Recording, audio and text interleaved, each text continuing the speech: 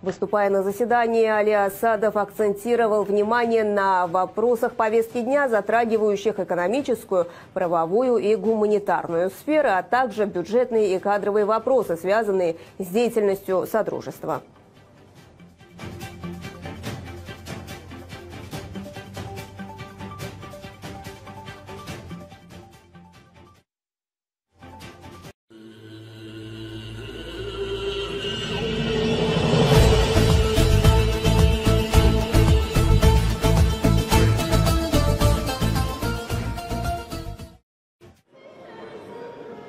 В Баку прошло 71-е заседание Европейской комиссии ООН по туризму. В мероприятии приняли участие более 150 представителей из около 40 стран мира. На мероприятии выступил председатель Государственного агентства по туризму Фуат Нагиев. Он заявил, что Азербайджан превратился в стратегический и доступный центр, соединяющий европейские страны с другими направлениями региона. По его словам, в 2024 году туризм обеспечил 4,5% внутреннего валового продукта страны, и положительная динамика ожидается и в 2025 году. Увеличение прямых авиасообщений, упрощенная электронная виза и гостеприимная среда укрепили за Азербайджаном статус моста между Европой и регионом. Проведение КОП-29 в Баку расширило международную роль Азербайджана в сфере туризма. Впервые в прошлом году вопросы туризма были включены в повестку климатической конференции, что стало возможным благодаря партнерству Азербайджана со Всемирной туристской организацией ООН. В рамках председательства Азербайджана на КОП-29 при поддержке Госагентства по туризму и Всемирной туристской организации ООН были организованы 2 круглых стола высокого уровня, а также первое мероприятие на уровне министров туризма. В рамках этих встреч была представлена основная инициатива – Декларация КОП-29 по усилению климатических действий в сфере туризма. Инициатива уже получила поддержку более чем 70 стран, включая ряд европейских государств. Мы призываем и другие партнерские страны присоединиться к этой важной инициативе. В свою очередь, исполнительный директор Всемирной туристской организации Наталья Байона подчеркнула, что Азербайджан стал лидером в своем регионе в продвижении искусственного интеллекта во благо общества и развитии цифровой инфраструктуры, и поздравила страну с такой амбициозной позицией. Азербайджан смотрит в будущее. 23% населения страны находятся в возрасте от 14 до 29 лет. Именно в этот период жизни важно показать молодежи, какие возможности открывает туризм и что они могут привнести в эту отрасль. Уровень грамотности в стране составляет 100%. И мне особенно приятно видеть, что молодежь разделяет мою страсть к предпринимательству и инновациям. Искусственный интеллект стал неотъемлемой частью реальности. Однако технологии не могут заменить человеческий фактор в туризме. Энергия и позитив, которые мы видим здесь, ощущаются по всей Европе. По ее словам, Баку продемонстрировал значительный прогресс за последние 6 лет. Уникальное сочетание современности и традиций делает Баку по-настоящему особенным. Я всегда говорю, что туризм – самое человечное из всех отраслей экономики. У него самое большое сердце, и он предоставляет широкие возможности для молодежи, женщин и, в конечном итоге, для всех. Азербайджан лишь укрепляет мою уверенность в этом. Это страна, которая с гордостью хранит и развивает свои традиции и культурное наследие, добавила Наталья Байона.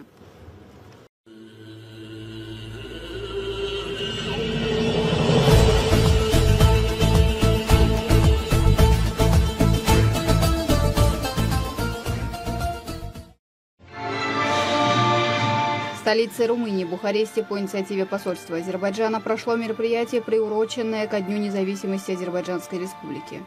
В торжестве, собравшем около 800 гостей, приняли участие государственные деятели и представители правительства Румынии, 80 депутатов и сенаторов, общественно-политические деятели. Посол Азербайджана в Румынии Гути Османов рассказал об истории Азербайджанской Демократической Республики, о трудных годах после восстановления независимости и особо отметил заслуги общенационального лидера Гейдара Алиева в деле укрепления государственности. Он подчеркнул, что данный политический курс успешно продолжается под руководством президента Ильхама Алиева.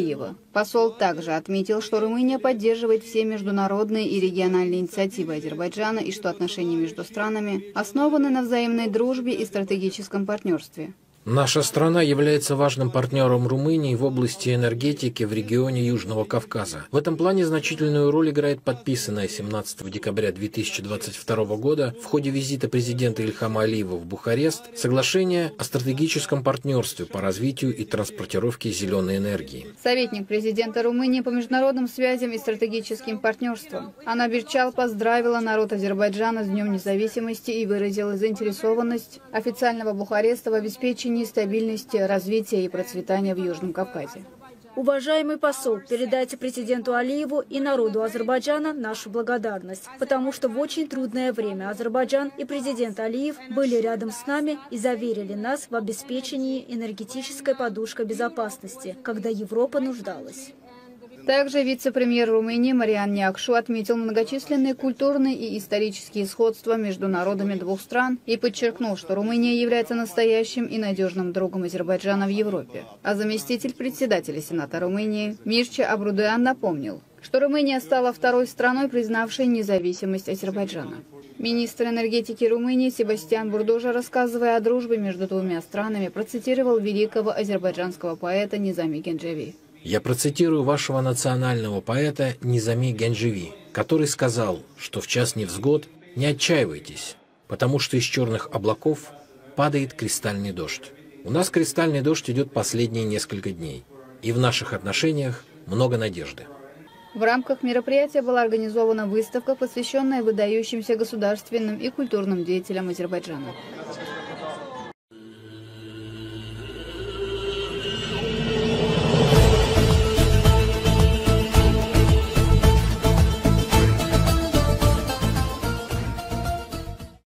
Для организации бизнеса на освобожденных от оккупации территориях Азербайджана. Из них 507 от иностранных компаний. Об этом заявил председатель правления Агентства по развитию малого и среднего бизнеса Кобия Орхан Мамедов на Азербайджано-китайской конференции по торгово-экономическому сотрудничеству. По его словам, более 10 обращений поступили от компаний из Китая. Также в рамках конференции состоялась церемония подписания меморандума о взаимопонимании по сотрудничеству между агентством по продвижению экспорта и инвестиций Азербайджана Азпрома и Гуандунским комитетом Китайского совета по содействию международной торговле.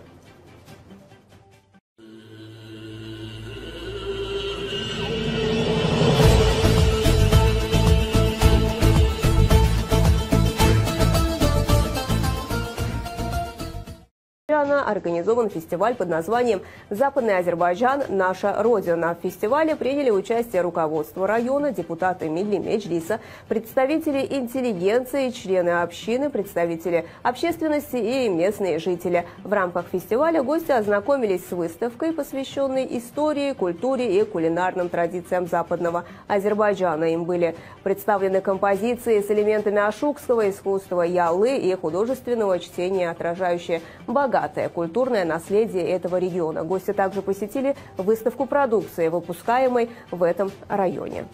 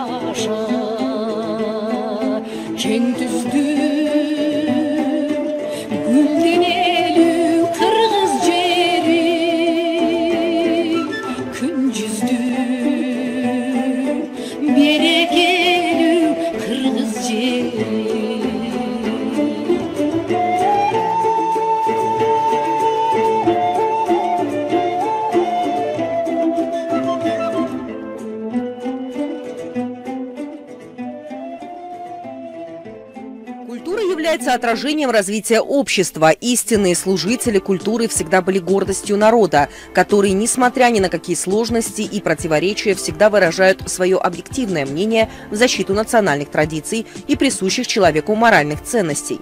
В культуре кристаллизуется все то, чем живет человек, что волнует его в общественной и личной жизни, формирует его взгляды, мысли, чувства и идеалы. Она всегда была и остается основой общественной, политической и экономической жизни страны. Как сказал президент Крымской республики Садыр Джапаров, что без культуры нет нации и нет нации без культуры. Культура кыргызов складывалась на протяжении многих веков, соединяя в себе уникальные традиции кочевой цивилизации и достижения разных народов. Культура оказывает влияние на образование и эстетическое воспитание детей и молодежи, мотивирует на созидание и творческие поиски, отметил он. Сколько положительных эмоций дает работа мастериц по сохранению и продвижению ценностей национальных одежд. Дизайнер одежды – одна из самых престижных и востребованных творческих специальностей. Сегодня индустрию национальной одежды отличают высокая конкуренция и темп развития, но при этом она дает возможность реализовать творческий потенциал, получить мировое признание. Сделать себе имя можно в самых разных направлениях. Создание женской, мужской, детской, вечерней, спортивной одежды. Наши собеседники – руководитель женского дискуссионного клуба Динара Айткулова и дизайнер по национальной стилизованной одежде Турар Тургуналы. Выбрали именно синтез национальной одежды кыргызов с современным стилем. На днях съемочная группа «Мост дружбы» побывала в гостях у талантливых мастеров и познакомилась с их коллекцией.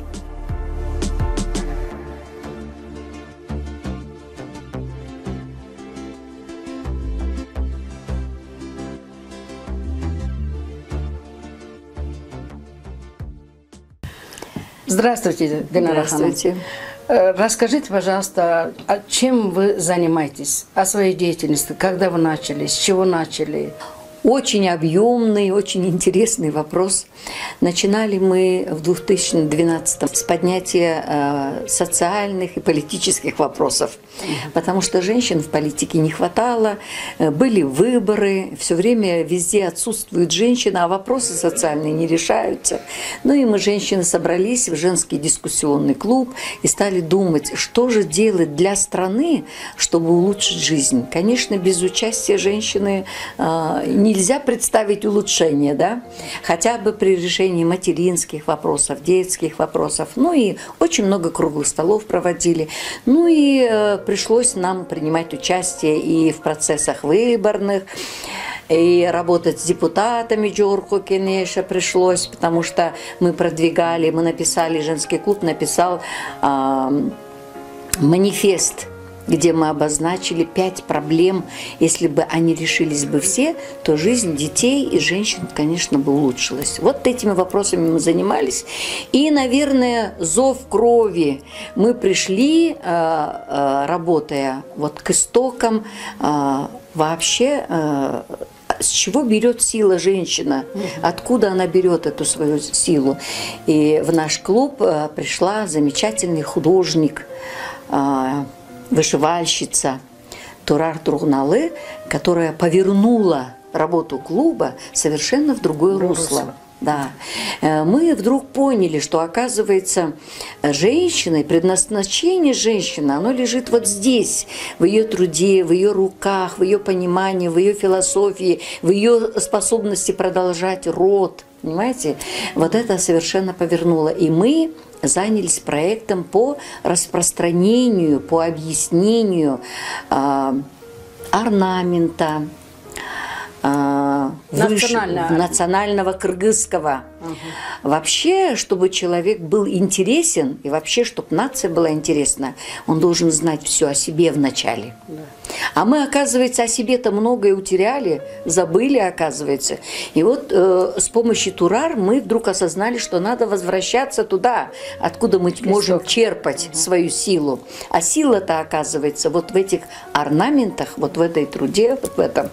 Вот. И мы увидели программу страны популяризации национальной кыргызской одежды.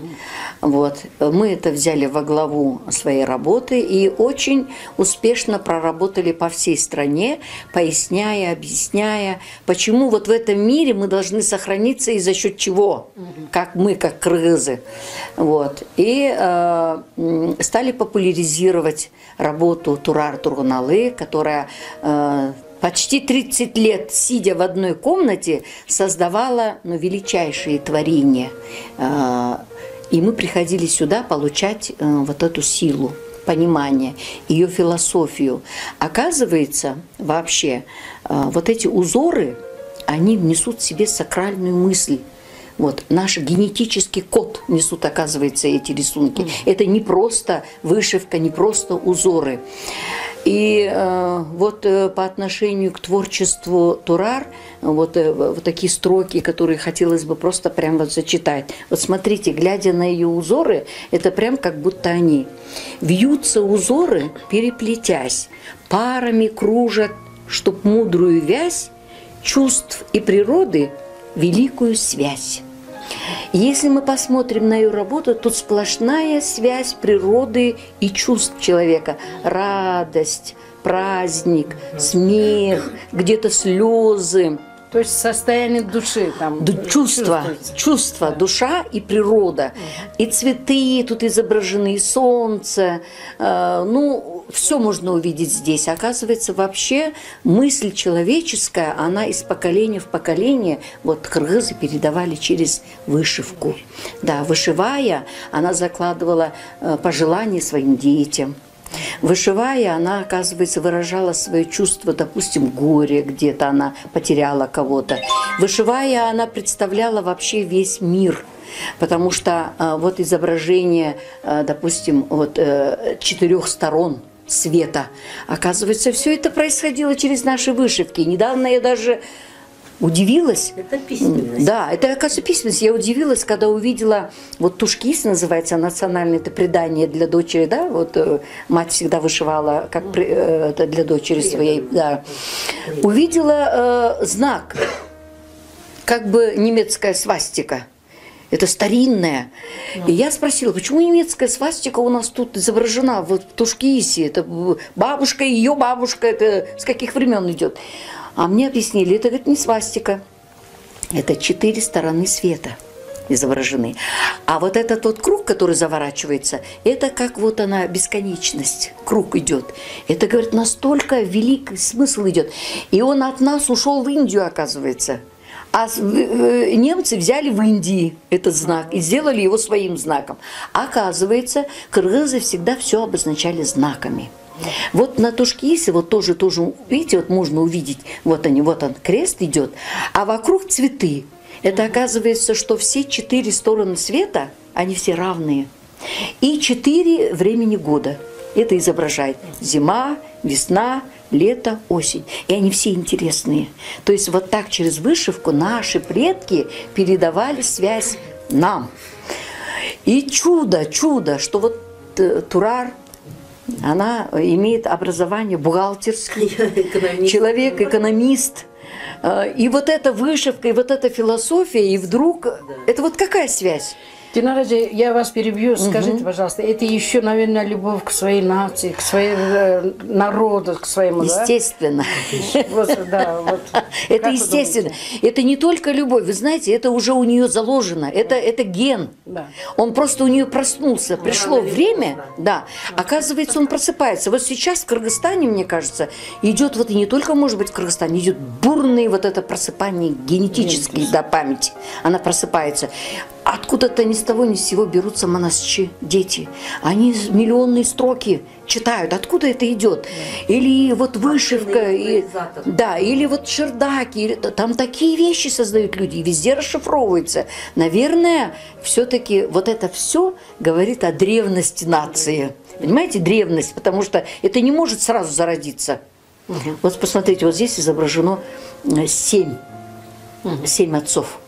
Поколение передается. Ведь у кыргызов знание своих 7 отцов это было очень важно, потому что не было кровосмешения. Чистота сохранялась нации. Посмотрите, что заложено вот в этих вышивках. Это же здорово. Человек, семя. Вообще, вот в работе Турар мне все время видится мысль такая у нее идет. Мать, семя, семья, потому что у нее везде идет семя. Семя, откуда жизнь рождается. Да, вселенная. Да, вселенная. Да. Вот такое философское. Откуда у нее идет это? Это генетическая память. Это дар, талант. Природа вот дала. Вот, так что вот я бы хотела сказать, что я счастлива, что мы столкнулись, встретились с такими людьми и можем сейчас нести людям вот это. Вот мы пытались проводить выставки, приглашали туда цвет нации, можно сказать, чтобы они помогли нам двигаться дальше. Вот. Всем понравилось, и выставка нравится, но вот это, наверное, немножко трудности в экономике, они не позволяют еще так широко размахнуться. Но по распространению национальной кыргызской одежды, по Ак-Иличек у нас работа идет хорошо. Оно получило вот настоящее вживление, потому что на самом деле каждый хочет иметь и эличек национальный, каждый хочет иметь и вот такой вот национальный кимзиль, да, вот эта работа Турар. Кстати, это первая ваша работа. Да, это одна из таких первых работ Турар. Посмотрите, которая принесла вам удачу. Да, вот в этом кимзеле я полетела в Америку и получила грант в Америке на поддержку нашего клуба. И мы при помощи этого гранта большую работу сумели провести. Это такая удачная очень работа Турар Тургуналы. Много платьев очень, ну разноплановых вещей она умеет создавать. Вы знаете, это все нести в массу надо, в массу. Вот мы участвовали вот в этом нашем национальном празднике в Корчине, где вот игры кочевников, да, и были очень популярны, были награждены мэрией за участие, потому что мы сумели показать там тоже очень много трудов Турары, да, и рассказать, и показать. Вот. Организовали выставку у нас здесь с приглашением посольств, представителей, с представлением государственных работников. Понравилось всем. Но все это упирается в экономическую составляющую, понимаете, можно было бы и дальше. Но, несмотря на это, работа у нас идет, потому что идет вживление, идет осознание, идет вот это распространение в массы. Я думаю, мы большую работу все равно делаем, и мы довольны тем, что мы делаем. Но если бы, конечно, еще помочь и организовать бы арт-галерею работ Турар, у нее тут более 300 работ чудесных, и сделать это достоянием страны, вот к чему бы мы хотели пойти. Я думаю, это осуществится. Равное участие женщин в процессах принятия решений – это не только проблема прав человека, но и предпосылка построения демократического общества, в котором политические решения учитывают потребности и проблемы как женщин, так и мужчин. Женщины выполняют множество ролей в семье, и совмещать эти роли бывает весьма сложно. Женщины являются партнерами в семейном союзе, оплачиваемыми и неоплачиваемыми работницами в домашнем хозяйстве, матерями. На них ложится основное бремя по уходу за детьми. Выполнение женщинами этих функций является одним из основных факторов, определяющих здоровье, уровень образования и материальное благополучие членов семьи, особенно детей, а также служит ролевой моделью для детей, когда те станут взрослыми. Динара Ханым, вы очень много рассказали о своей деятельности. Это, конечно, очень интересно, думаю, и для наших телезрителей. Я хотела вот сказать, вот это еще доказывать, еще раз доказывать о том, что женщина не то, что только хранительница очага, женщина очень много как бы вложено, да, вот это все ваше природой. Вот и еще много умеете сделать, не только там воспитывать детей, управлять семьей. И вот такие раскрываются возможности у наших женщин. Да. Как вы думаете? Да. Это большая возможность. Вот иной раз люди думают, вот если они только пойдут куда-то там и могут что-то сделать. Нет, можно вот сидя дома и приносить огромную пользу людям. Действительно чудеса, это действительно чудо. Да. Часто очень чудо создается как раз-таки в уединении. Но приходит момент, когда все это надо открыть и показать людям. Мне кажется, этот момент как раз уже вот сейчас приходит. Благодаря вам, вот мы тоже открываемся, показываем, что есть здесь кладезь, талант, вот, который нужно раскрывать. И есть что сказать людям, есть что показать, потому что природа чувство, любовь, семья – это и есть основа. Это все через женщину. Через женщину. Да. Лишний раз доказывает, что именно потому, что женщина умеет очень тонко все воспринимать. Ее способность тонко воспринимать, вот она идет вот через все это. И я бы, конечно, хотела бы и во власти видеть женщин, которые могли бы политику делать такой тонкой, красивой, яркой и очень дружелюбной. Потому что женщина такая, она дружелюбная. Кстати говоря, о женщинах, мы не можем говорить о том, что женщина, роль женщины в обществе. Да. Потом, как вы думаете, вот у нас очень умных таких женщин, талантливых, которые может руководить, может посты занимать очень высокие. Что вы думаете по этому поводу? Вот как раз-таки в нашем манифесте одной из них был и вот этот пункт, что как можно больше женщин были на уровне принятия решений. Больше. Потому что то, что чувствует, видит, понимает женщина, но не может понять мужчина. Потому что женщина... Инстинкт материнский, конечно. Такое, да. У нее же совершенно другое видение. Вот она ведь кормит ребенка. Какие чувства она испытывает к этому ребенку, да? Она все отдаст за этого ребенка. Мужчина, у нее другое видение. Он стратег, он видит, может быть, дальние цели. Но ведь говорят же инь-янь. Мужчина, женщина, все должно идти рядом. Поэтому, если во власти мало женщин, то политика, она слишком мужская, жестокая, мне кажется, жесткая. Вот женщины должны быть тоже обязательно там, потому что женщина принести должна свою мягкость, свое понимание, свое видение. Вот смотрите, семью. Вот в семье мужчина, если принимает какое-то решение, ведь все исполняет женщина. Она тактик, она знает, как наладить отношения с родственниками, с детьми. Она знает, как... Она, если захочет, она ни с кем не будет отношения устраивать. И мужчина ничего тут не сможет сделать даже. Так что женщина много решает. Я считаю, что роль женщины велика в обществе. Велика. Просто надо ее оценить, мне кажется, и принять к сведению, что во всех ступенях принятия решений должны быть как мужчины, так и женщины обязательно. А вы думаете, сравнение, чем в прошлом? В настоящее время женщины больше находятся у руля? Вы знаете, еще пока нет, потому что мы сейчас стоим как раз немножко в переустройстве. Вот выборы надвигаются. Я думаю, вот эти местные выборы в местные кенеши покажут нам результат. Женщин будет больше, потому что все-таки законодательно уже приняли наши депутаты, молодцы, поработали. Тут уже все-таки квота принята на местных уровнях. Женщины придут уже. Но если они там успешно будут решать местные вопросы, то успех женщинам будет обеспечен. Они должны будут показать. Сейчас Динара Ханым о вас рассказала, но я думаю, что еще недостаточно. Вот мы хотели бы вас самих слушать. Человек рождается для чего? Чтобы выполнить свой долг, нужно оставить свой след. И вот уже конкретно бросила экономическую работу и засела за творчество. Это такое наслаждение, это такой кайф. Забываешь обо всем.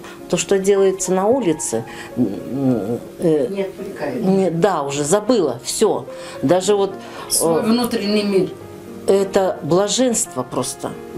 Когда ты начинаешь рисовать, и когда ты сидишь, у тебя это идет очищение, внутреннее очищение, как человека. Потому что прожить столько лет, и ты уже нахваталась всего, ходя по этой земле, нахваталась, и вот этот весь негатив, вот то, что вот ненужное совсем человеку, оно постепенно стало уходить. Чем больше ты работаешь, тем ты больше уходишь, познаешь себя, познаешь истину.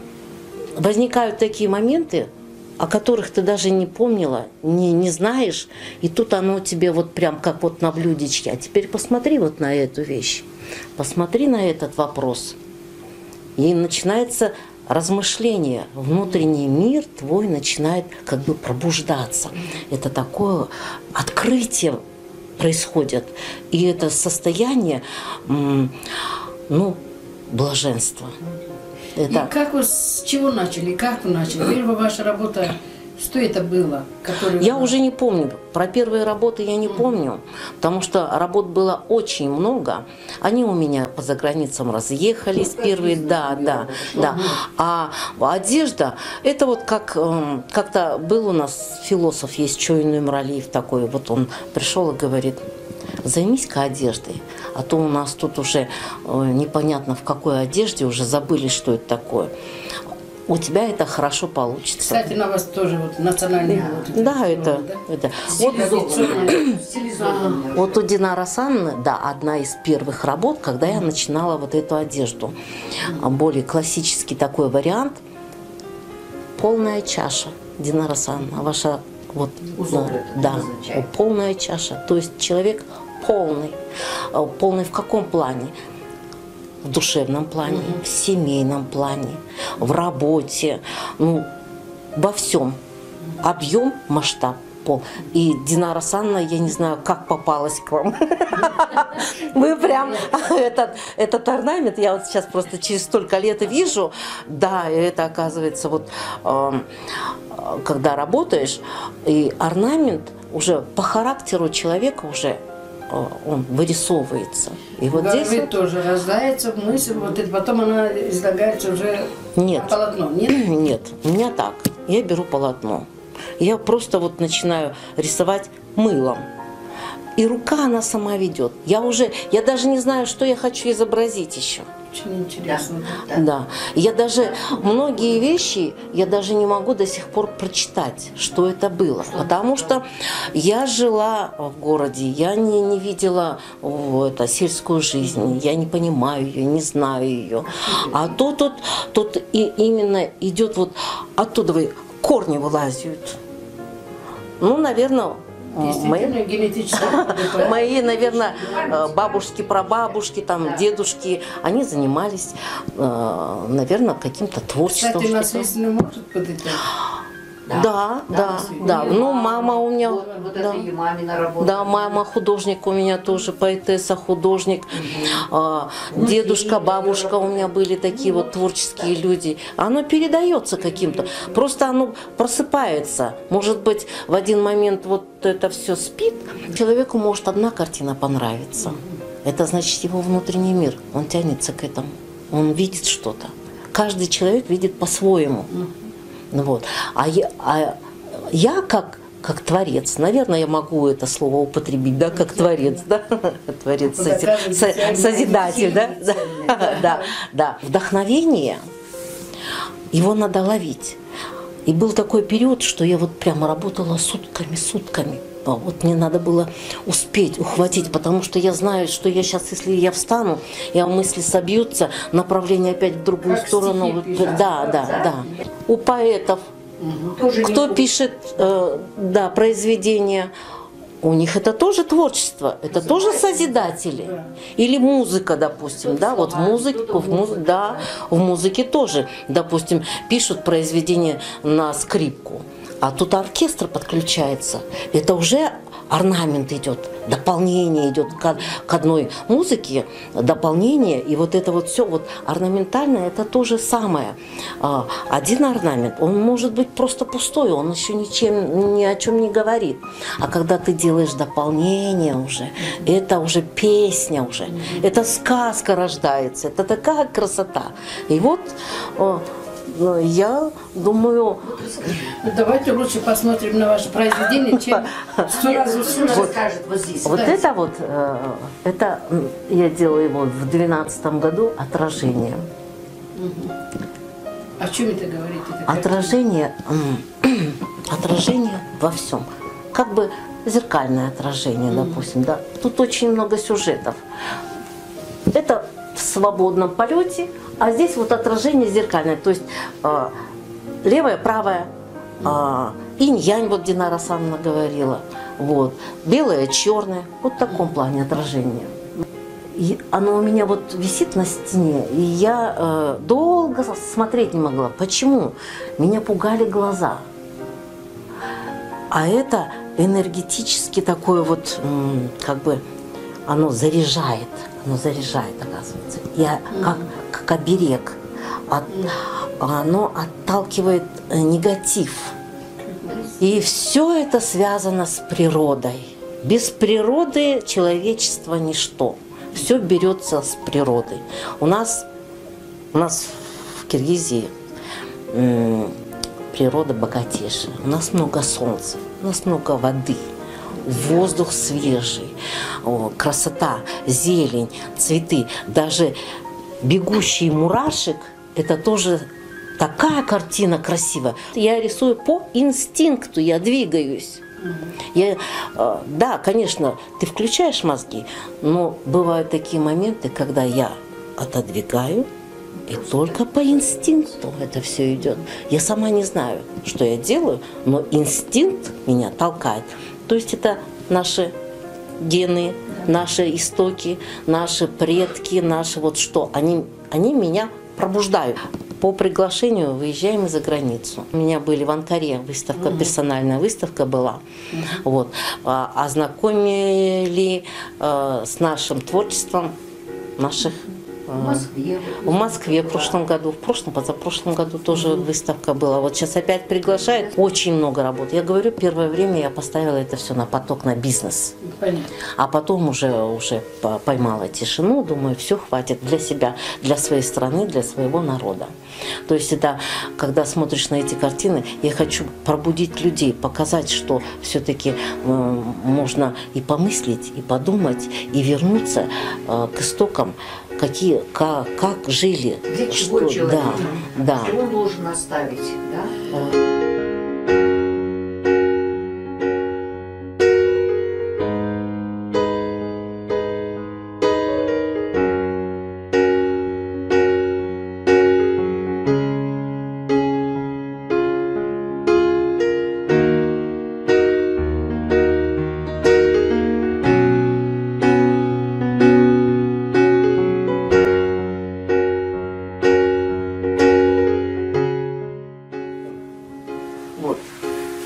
Вроде вот работа, она может и так смотреться.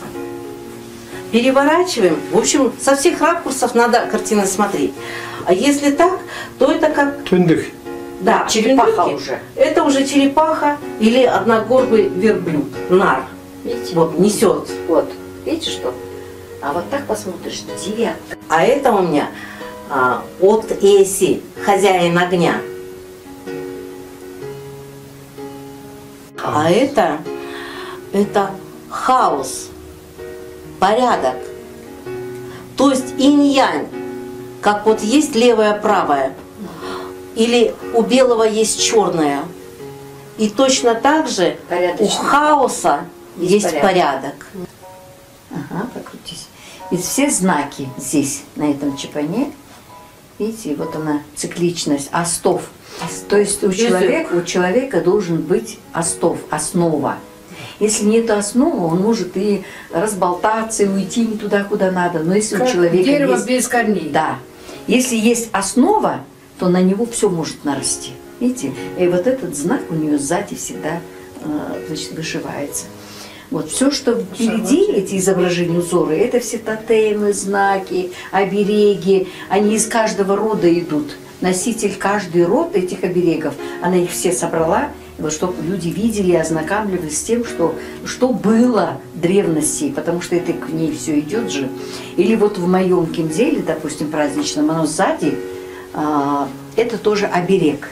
То есть бывает же с глаз, да, вдруг кто-то там взором, а вот он как бы снимает. Видите, сзади специальный такой вот знак идет.